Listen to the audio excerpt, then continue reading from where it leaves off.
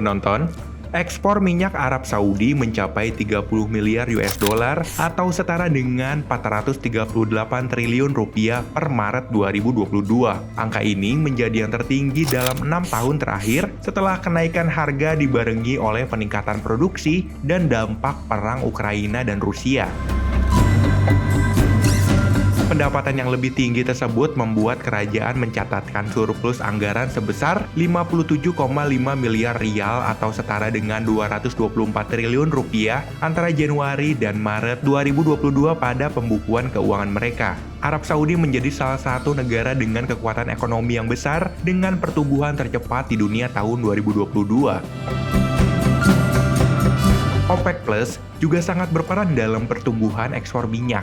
OPEC Plus sendiri adalah kelompok produsen 23 negara yang dipimpin oleh Arab Saudi dan Rusia. Kelompok ini berambisi meningkatkan produksi setiap bulan di bawah kesepakatan yang berakhir menjelang akhir tahun. Namun pada 2022, laporan New York Times menyebutkan bahwa Arab Saudi dan Rusia mengumumkan pengurangan produksi minyak sekitar 2% dari produksi global untuk mendongkrak harga. The Saudi announcement a blow to American consumers and a gut punch to President Biden, despite his fist-bump summit with the Saudi Crown Prince, when the administration thought they could get a deal to keep production up and prices low before the midterm. Tentu saja langkah itu memicu kemarahan, salah satunya dari Biden yang justru memerintahkan para produsen minyak termasuk yang beroperasi di Amerika Serikat untuk meningkatkan produksi guna menurunkan harga bensin bagi konsumen. I was able to bring gasoline down well over $1.60, but it's inching up because of what the Russians and the Saudis just did. Biden akhirnya mengancam untuk memberlakukan dan memperbarui windfall tax pada perusahaan minyak dan gas besar, kecuali mereka meningkatkan produksi. President Biden vowing to punish Saudi Arabia over its decision to cut oil production, which will likely mean higher gas prices here at home. There will be consequences. Dari penjelasan singkat ini, bisa kita simpulkan bahwa penghasilan Arab Saudi dari minyak sungguhlah fantastis, dan peran Arab Saudi juga sangatlah besar dalam mensiasati aliran dan harga minyak ke seluruh dunia.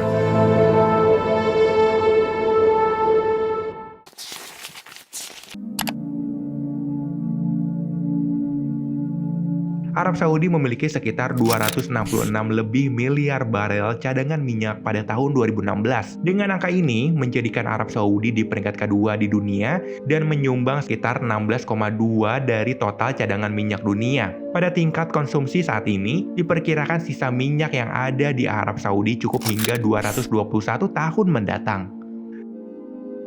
For your information, Arab Saudi memperoleh 80% pendapatan ekspornya dari minyak dan menghasilkan sekitar 40% dari produk domestik bruto atau PDB. Tetapi para analis mengatakan bahwa cadangan minyak Saudi hanya akan bertahan 60 tahun lagi dengan tingkat ekstraksi saat ini. Bahrain dan Oman berada dalam posisi paling genting, dengan cadangan diperkirakan akan habis dalam dekade berikutnya untuk Bahrain dan dalam 25 tahun untuk Oman. Selain karena memang cadangan minyak buminya semakin menipis, penurunan permintaan global pada tahun 2040 pun akan jadi masalah besar. Salah satu alasannya selain politik adalah karena dunia sadar akan kerusakan lingkungan dan mulai bergeser ke tenaga yang lebih ramah lingkungan. Lebih dari itu, Arab Saudi sendiri juga berambisi untuk menekan emisi hingga 0% di tahun 2060. Saudi Arabia's Crown Prince said on Saturday that the country aims to reach net zero emissions of greenhouse gases by 2060.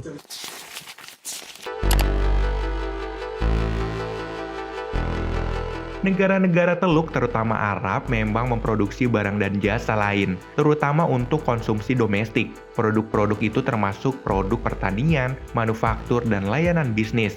Namun barang dan jasa yang diproduksi atau apapun itu tentu saja tidak akan mampu menggantikan nominal fantastis yang dihasilkan dari sektor perminyakan. Setidaknya dalam waktu dekat, meski sudah menyiapkan banyak strategi untuk kehidupan pasca minyak, kondisinya benar-benar mengkhawatirkan, terutama untuk mencari produk unggulan yang akan ditawarkan dan diminati dunia. Arab mungkin saja akan jatuh miskin ketika minyaknya telah habis dan kembali ke kehidupan yang sederhana.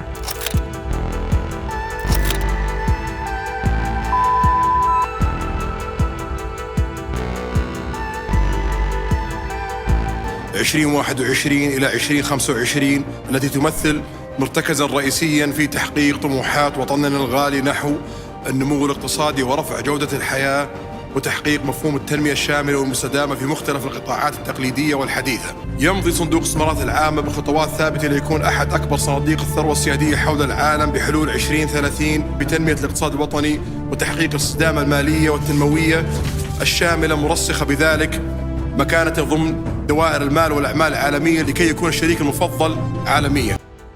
Strategi besar Arab yang disebut Visi 2030 sedang dicoba untuk dipercepat. Strategi itu mencakup membangun NEOM, kota ramah lingkungan yang 33 kali lebih besar dari New York, lengkap dengan resort ski bernama Trojena dan gedung tertinggi di dunia. Kota baru inilah yang digadang-gadang akan menjadi mustakbal atau masa depan Arab Saudi yang baru.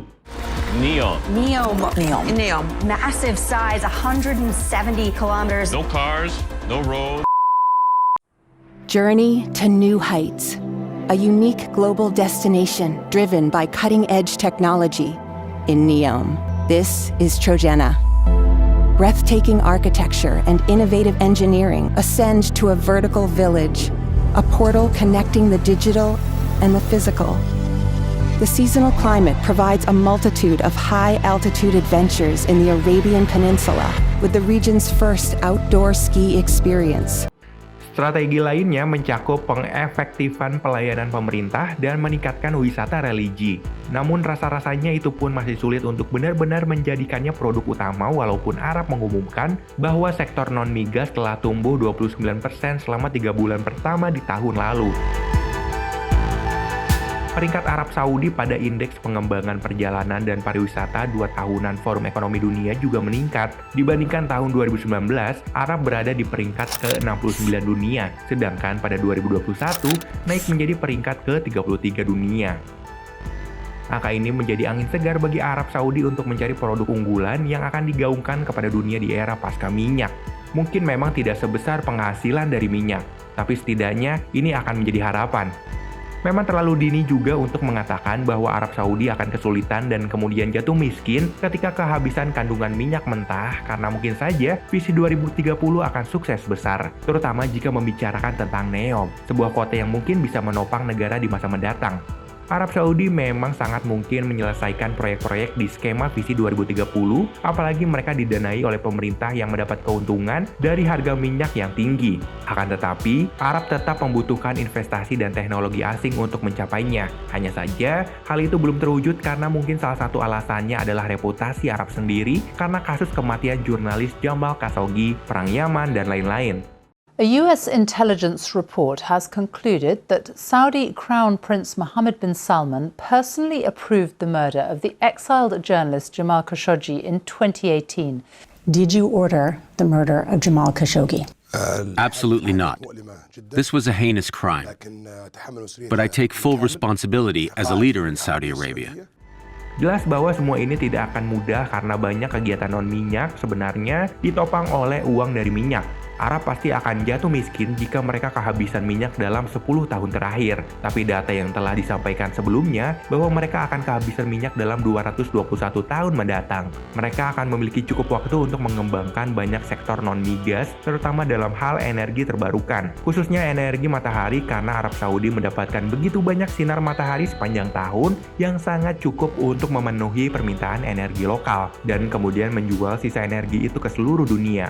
Sebenarnya untuk dapat menghadapi semua kemungkinan ketika minyaknya habis, pemerintah Saudi telah berusaha mendiversifikasi kegiatan bisnis negaranya selama beberapa dekade. Sayangnya, aktivitas sektor selain minyak dan gas tersebut terus bergantung pada proyek-proyek yang didanai pemerintah dan konsumsi yang pada akhirnya ditopang oleh pendapatan minyak dan gas. Negara seharusnya juga mendiversifikasi aliran pendapatan mereka dengan menghindari proyek-proyek yang membutuhkan dukungan atau subsidi pemerintah yang berkelanjutan.